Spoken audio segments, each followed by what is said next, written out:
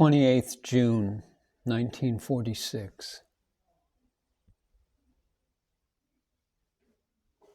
In the afternoon, a Mr. Khanna, his wife, appealed to Bhagavan in writing, saying, "I am not learned in the scriptures, and I find the method of self-inquiry too hard for me.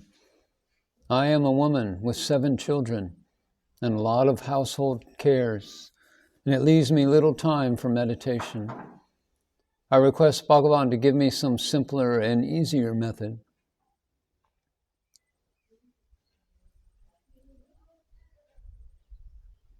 No learning or knowledge of scriptures is necessary to know the self, as no man requires a mirror to see himself. All knowledge is required only to be given up eventually as not self. Nor is household work or cares with children necessarily an obstacle. If you can do nothing more, at least continue saying, I, to yourself mentally all the time, as advised in the booklet, Who Am I? Then whatever work you may be doing, and whether you are sitting, standing, or walking,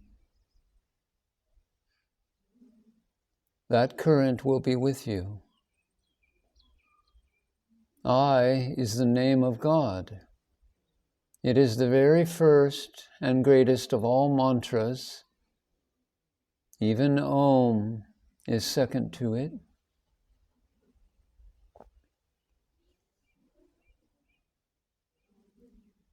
Khanna said, the jiva is said to be mind plus illumination.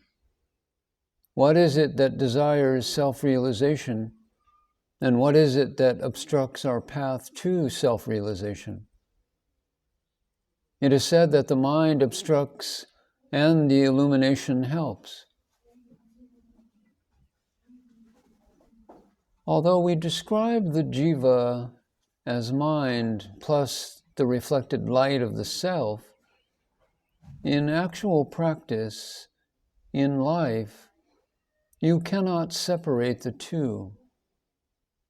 Just as in the illustrations we used recently, you cannot separate cloth and whiteness in a white cloth, or fire and iron in a red-hot rod.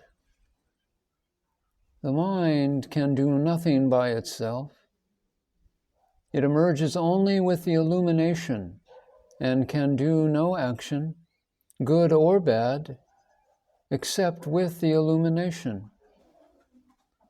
But while the illumination is always there, enabling the mind to act well or ill, the pleasure or pain resulting from such action is not felt by the illumination.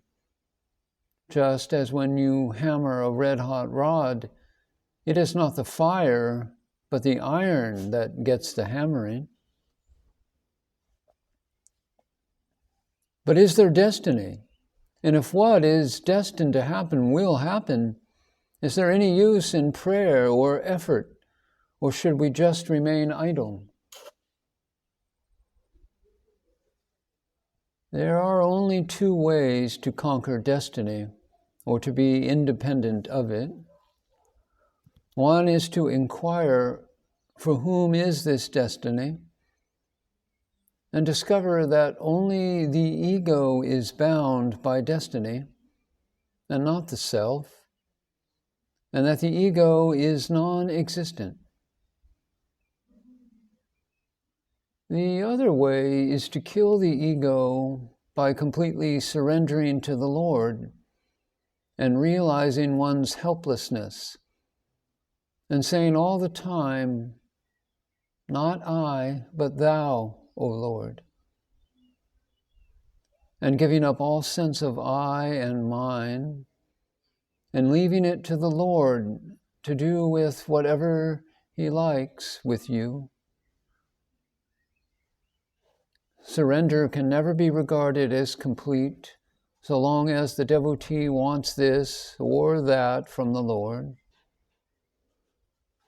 True surrender is love of God for the sake of love and nothing else, not even for the sake of salvation. In other words, complete effacement of the ego is necessary to conquer destiny. Whether you achieve this effacement through self-inquiry or through bhakti. But are our prayers granted? Yes, they are granted. No thought will go in vain. Every thought will produce its effect sometime or other. Thought force will never go in vain.